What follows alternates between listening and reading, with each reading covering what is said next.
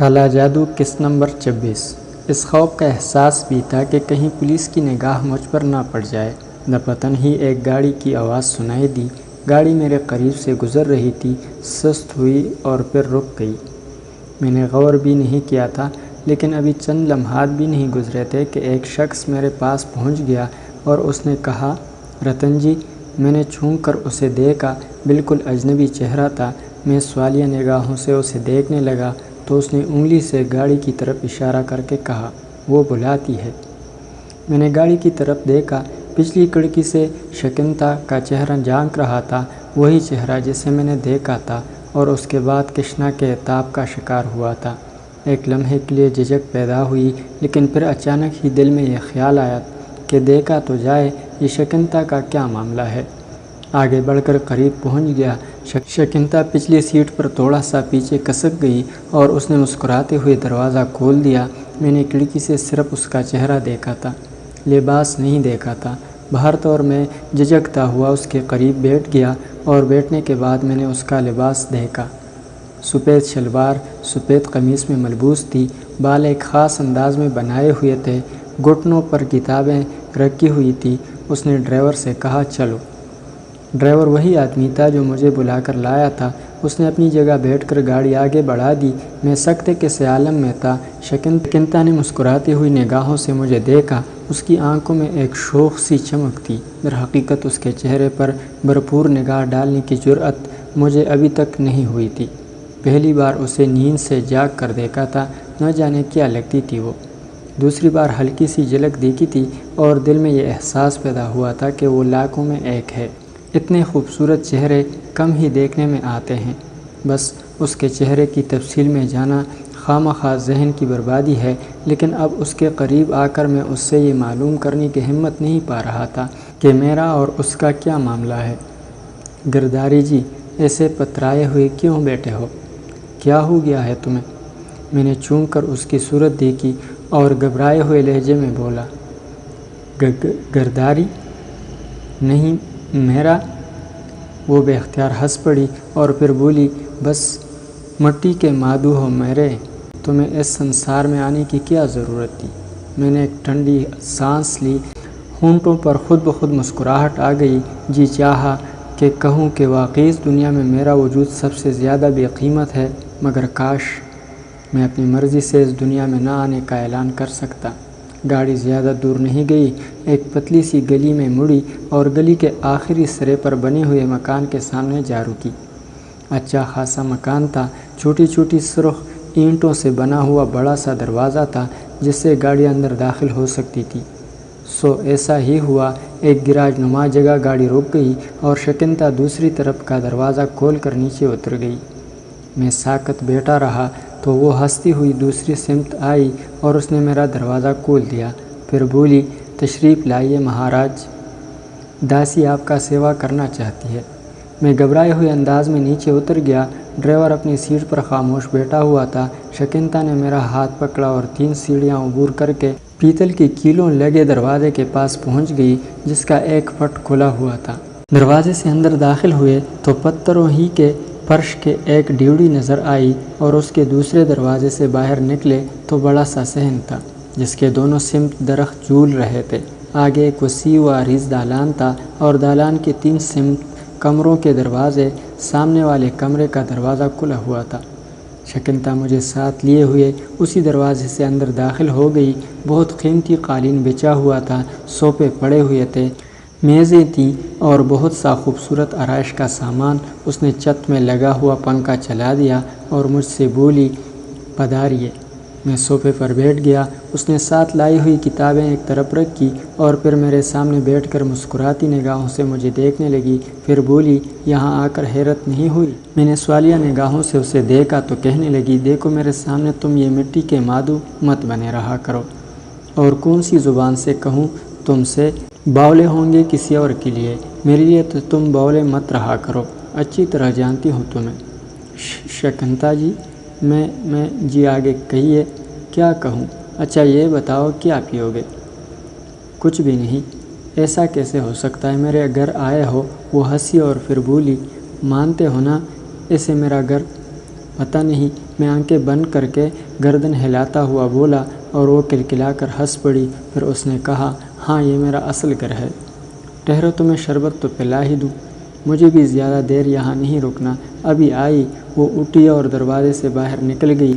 یہ سب کچھ بھی بے حد پراسرار تھا، عقل میں نہ آنے والا۔ شکنتا تو اس بازار کی لڑکی تھی اور رما رانی کے کوٹے کے سامنے والے کوٹے میں رہتی تھی۔ پھر یہ گھر، یہ تعلیمی لباس، یہ کتابیں، ڈرائیور، یہ سب کچھ کیا ہے؟ آہ، جتنے پراسرار واقعات ہیں میری ہی تقدیر میں لکھے ہوئے ہیں۔ نہ جانے یہ کیا نیا کھیل ہے، کچھ سمجھ میں نہیں آ رہا تھا، لیکن شکنتا کے بارے میں جاننے کی خواہش بھی رکھتا تھا۔ ویسے بھی اس کے اندر ایک انوکھی کشش کا احساس ہوتا تھا۔ وہ کچھ ہی دیر کے بعد واپس آ گئی، ہاتھوں میں ٹرے اٹھائے ہوئی تھی جس میں شربت کے 2 گلاس رکھے ہوئے تھے۔ اس نے ایک گلاس میرے سامنے رکھ دیا۔ حیران بیٹھے ہو؟ اس نے مسکرا کر کہا۔ تم کون ہو شکنتا؟ لوگ مجھے شکنتا کہتے ہیں، لیکن میں رتن کی رتنا ہوں۔ بہت بار جی چاہا کہ تمہیں یہاں لاؤں، مگر گوپال جی گوپیوں کے بیچ سے نکلتے ہی نہیں۔ یہ آج کہاں بھٹک گئے تھے؟ میں؟ تو اور کون؟ ایک بات کہوں رتن جی؟ کہو۔ سپنا، موہنی اور سونیا بھی یہی کہتی ہے، اور میں بھی۔ تم پاگل نہیں ہو، پاگل بنے ہوئے ہو، اور جانے کیسے پاگل بنانے کے لیے مجھے نہیں بتاؤ گے کیا؟ تم نے یہ روپ دھارن کیوں کیا ہے؟ اس سے پہلے تمہیں کچھ بتانا ہوگا شکنتا، میں نے لہجہ بدل کر کہا اور وہ چونک پڑی۔ غالباً اسے میرا یہ بدلا ہوا لہجہ عجیب لگا تھا۔ اس کی آنکھوں میں حیرت نظر آنے لگی۔ پھر اس نے سنبھل کر کہا، کیسی بات؟ کون سی بات؟ تم مجھے کب سے جانتی ہو؟ نہ جانے کب سے، شاید اس سے بھی پہلے سے، جب تم مجھے رما رانی کے ہاں نظر آئے تھے۔ یقین کرو رتن، جب میں نے تمہیں وہاں دیکھا تو لگا جیسے میرا کوئی سامنے والے گھر میں پہنچ گیا ہو۔ تم مجھے اس گھر کے لگے ہی نہیں تھے۔ رادھا سے پوچھا تھا تو رادھا نے بتایا کہ رما جی یاترا کو گئی تھی، وہاں کسی مندر کے پاس تم انہیں مل گئے اور وہ تمہیں ساتھ لے آئیں۔ رادھا کی بات من کو جچی نہیں تھی اور تم اپنے ہو کر اجنبی سے لگے۔ سب لوگ کہتے تھے تم بولے ہو، پر میرا من کبھی نہ مانا۔ رتن، بھگوان کی سوگند، تم اتنے اپنے لگے ہو کہ کبھی کبھی یہ سوچنے پر مجبور ہو جاتی ہوں کہ میرا تم سے پچھلے جنموں کا کوئی ناتا ہے۔ یہ جگہ جہاں تم اس وقت ہو اور شکنتا تمہارا یہ روپ، ہاں تمہیں حیرت ہوئی ہوگی، اس کے پیچھے ایک چھوٹی سی کہانی ہے۔ کیا؟ میں نے پوچھا۔ رتن، جہاں تم رہتے ہو وہاں کی باتیں اب تو سب کی سب جان گئے ہوں گے، بڑی عجیب سی جگہ ہے وہ۔ میری ماں بملاوتی بہت سخت ہیں۔ میرے پتاجی کا نام مجھے کبھی نہیں بتایا گیا، سنا ہے کہ بہت بڑے آدمی ہیں۔ بملاوتی سے اب ان کا کوئی رشتہ نہیں رہا، مگر انہیں یہ معلوم تھا کہ میں ان کی اولاد ہوں۔ انہوں نے مجھے ساتھ لے جانا چاہا تو میری ماں بملاوتی نے صاف انکار کر دیا۔ بات بہت آگے بڑھی اور بہت سے جھگڑے بیچ میں آئے۔ پھر طے یہ ہوا کہ میں اپنی ماں کے ساتھ ہی رہوں گی، مگر ناچ گانے کا کام نہیں کروں گی۔ میرے پتا نے میرا خرچ سنبھال لیا، مجھے یہ گھر دیا اور میری پڑھائی کا بندوبست کیا۔ یہ بات میری ماں اور پتا کے بیچ طے ہو گئی تھی کہ میرے پتا کبھی اپنا نام سامنے نہیں لائیں گے اور مجھے کبھی میری ماں سے دور نہیں کریں گے۔ ماں نے آج تک مجھے میرے پتا کا نام نہیں بتایا۔ میں نے چونکہ اپنے پتا کو دیکھا بھی نہیں ہے، اس لیے میرے من میں ان کی کوئی تصویر نہیں ابھرتی۔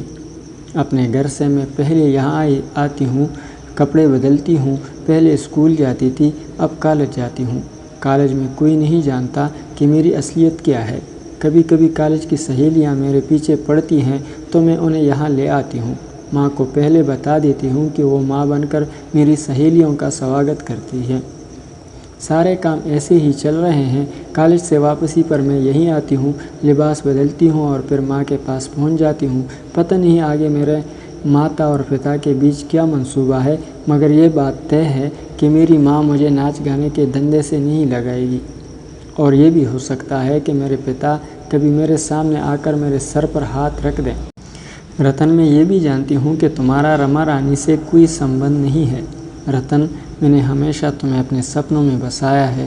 سوگند کھا چکی ہوں کہ اس سے پہلے بھی تم میرے سپنوں میں تھے، جب تم رما رانی کے پاس نہیں آئے تھے۔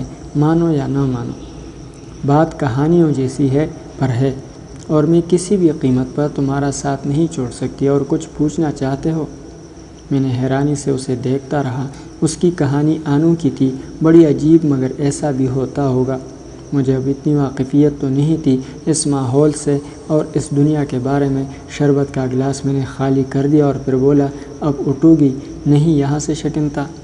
ابھی نہیں، دیر ہو گئی تو تمہاری ماں پریشان نہ ہوگی۔ جو ہوتا ہے ہونے دو، بڑی مشکل سے تو یہ موقع ملا ہے، مجھے تم اکیلے ہاتھ لگے۔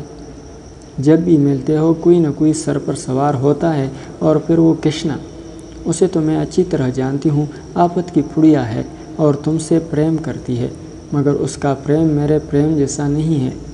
اس کی ماں رمرانی تمہیں اپنے بیٹے جیسا مانتی ہے، اس طرح تم اس کے بھائی ہوئے، مگر یہاں رشتے نہیں ہوتے، اور پھر منہ بولے رشتے، ان کا تو کوئی باؤ ہی نہیں۔ رتن، سمے توڑا ہے، تم سے بہت سی باتیں کرنا چاہتی ہوں۔ رتن دیکھو، میرا تمہارا جیون بھر کا سمبندھ ہو سکتا ہے، ہم تم ایک ساتھ رہ سکتے ہیں۔ تم وہاں کے نہیں ہو جہاں رہتے ہو، اور میں نے تو تمہیں اپنے بارے میں بتا ہی دیا۔ میرے پتا نے جو کچھ کیا ہے میرے لیے کیا ہے۔ اس سے تمہیں یہ بات معلوم ہو گئی کہ میں کوٹے والی کبھی نہ بنوں گی، اور جب پتا جی میرے سر پر ہاتھ رکھیں گے تو میں انہیں تمہارے بارے میں بتا دوں گی۔ ان سے کہہ دوں گی کہ اگر وہ مجھے عزت کی زندگی دینا چاہتے ہیں تو رتن کو میرا جیون ساتھی بنا دے، نہیں تو میرے لیے کوٹا بھلا ہے۔ شرط لگا دوں گی ان پر، اور وہی ہوگا جو میں چاہوں گی۔ وہ مجھے دیکھنے لگی۔ چلو شکنتا، چلیں یہاں سے۔ رتن، تم مجھے اپنے بارے میں نہیں بتاؤ گے؟ کیا بتاؤں شکنتا، کیا بتاؤں تمہیں اپنے بارے میں؟ تم کون ہو؟ ایک سوال میں تم سے ہی کرتا ہوں شکنتا۔ کیا؟ اگر مجھے اپنے بارے میں کچھ معلوم ہوتا تو میں یہاں کیوں ہوتا؟ کون اپنا گھر چھوڑ کر ایسی جگہ رہتا ہے؟ تم پاگل تو نہیں ہو؟ میں پاگل ہو گیا تھا شکنتا، اب نہیں ہوں۔ مجھے ہوش ضرور آ گیا ہے، مگر یہ یاد نہیں کہ میں کون ہوں۔ میرا گھر کہاں ہے؟ میرے ماتا پتا کون ہیں؟ میں اپنی کوج میں ہوں شکنتا۔ ان لوگوں کو اپنے ہوش کے بارے میں بتانے سے کوئی فائدہ نہیں۔ کیا ملے گا اس سے؟ بلکہ یہ ممکن ہے یہ جگہ بھی چھین جائے۔ میرے پاس تو کوئی ٹھکانہ بھی نہیں ہے، کہاں جاؤں گا میں؟ میری آواز برا گئی۔ شکنتا مجھے حیرانی سے دیکھ رہی تھی۔ اس نے میری باتوں پر یقین کر لیا تھا۔ بھگوان کرے تمہیں سب کچھ یاد آ جائے، مگر خود کو اکیلا کیوں سمجھتے ہو؟ میں جو ہوں، سنو، میں روز کالج جاتی ہوں، یہیں سے جاتی ہوں، یہیں واپس آتی ہوں۔ تم روز یہاں آ جایا کرو، ہم کچھ وقت ساتھ گزاریں گے، اور پھر وہاں جا کر تم مجھ سے اجنبی ہو جایا کرو۔ اس طرح میرے من کو شانتی رہے گی اور کسی کو پتہ بھی نہیں چلے گا۔ خطرہ پیدا ہو جائے گا شکنتا، تمہارے لیے بھی اور میرے لیے بھی۔ کبھی کبھی ہم مل لیا کریں گے، میں خود یہاں آ جایا کروں گا، جیسے تمہاری مرضی۔ شکنتا نے کہا، میں چلوں؟ ہاں جاؤ، میں کچھ دیر کے بعد جاؤں گی تاکہ کسی کو شبہ نہ ہو جائے۔ اس نے مجھے بڑی چاہت سے رخصت کیا تھا۔ میرے دل پر بڑے بوجھ تھے، آنوں کی کہانیوں کے بوجھ، آنوں کے واقعات کے بوجھ، خان صاحب کی موت، ریل کا حادثہ، منحوس بوریا چرن سے ملاقات، اس کے الفاظ، اس کے کام کے سلسلے میں اپنی استقامت، یہ ساری باتیں ذہن منتشر کر رہی تھی۔ اور پھر شکنتا، آنوں کی کہانی تھی اس کی۔ واپس آ گیا، کوئی اور نئی بات نہ ہوئی۔ شام ہو گئی، ماحول بدل گیا، رشتے بدل گئے، چہرے بدل گئے۔ مہمانوں کے لیے ہار لینے نکلا تھا، ہار لے کر واپس آ رہا تھا کہ ساری جان آنکھوں میں سمٹ آئی۔ جو دیکھا ناقابل یقین تھا۔ کیا میں جو دیکھ رہا ہوں درست ہے؟ کیا یہ ماموں ریاض ہیں؟ آنکھیں دھوکہ نہیں دے رہی تھی؟ یہ ان صورتوں میں سے ایک صورت تھی جو آنکھوں کی حسرت بن چکی تھی۔ ماموں ریاض ہمارے ماموں ہی نہیں، دوست بھی تھے۔ اتنا اچھا وقت گزرتا تھا ان کے ساتھ، اب یاد بھی کرتا تو یقین نہیں آتا تھا۔ مگر وہ تنہا نہیں تھے، ان کے ساتھ 3 اور آدمی بھی تھے۔ ناظرین، اگلی قسط تک اللہ حافظ۔